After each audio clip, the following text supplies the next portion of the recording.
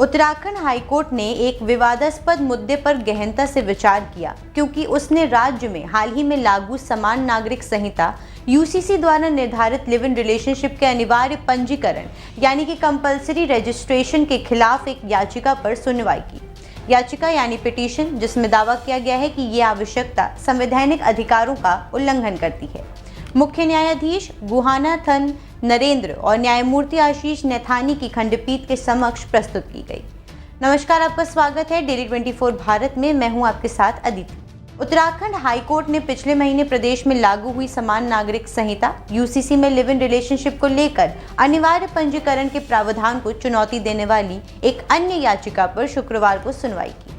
याचिकाकर्ता ने इसे संवैधानिक अधिकारों का उल्लंघन बताते हुए उनका विवरण लिए जाने को व्यक्तियों की निजता का अधिकार के खिलाफ बताया है।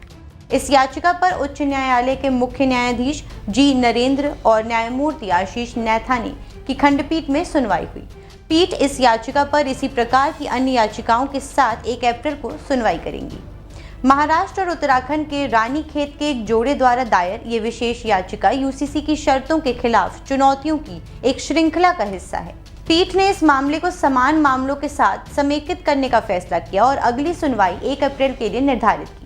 याचिकाकर्ताओं का तर्क है कि अनिवार्य पंजीकरण प्रक्रिया असंवैधानिक है और उनकी निजता के अधिकार का उल्लंघन करती है।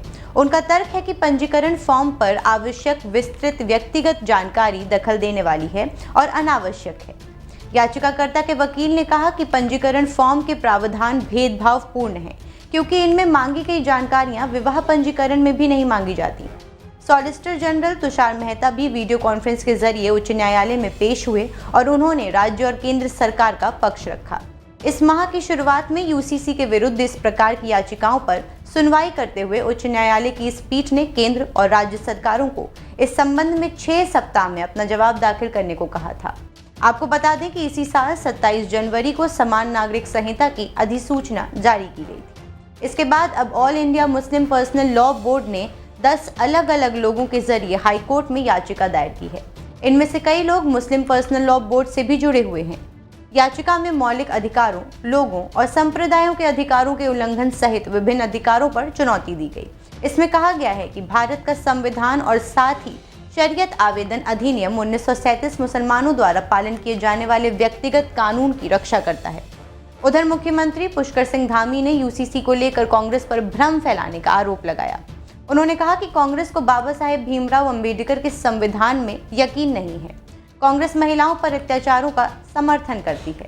लिव इन रिलेशनशिप को लेकर रजिस्ट्रेशन के मुद्दे पर बोलते हुए उन्होंने कहा कि ऐसा सुरक्षा के लिए किया गया है। देश में इमरजेंसी थोपने वाले कुछ राजनीतिक दल भी हैं जो एक और खुद को संविधान का ठेकेदार बताते हैं। संविधान की कॉपी लेकर जेब में लेकर घूमते हैं, वहीं दूसरी तो बाबा साहब अम्बेडकर के सपनों को चकनाचूर करते हैं और उन्हीं के बनाए हुए संविधान के प्रावधानों को मानने से इनकार करते हैं। आदरणीय अध्यक्ष महोदय, ये बड़ी हास्यप्रद बात है कि जब समान नागरिक संहिता बनी थी, इसका ड्राफ्ट बन रहा था, तो ड्राफ्ट कमेटी ने सभी राजनीतिक दलों को आमंत्रित किया था, सभी से सुझाव मांगे थे।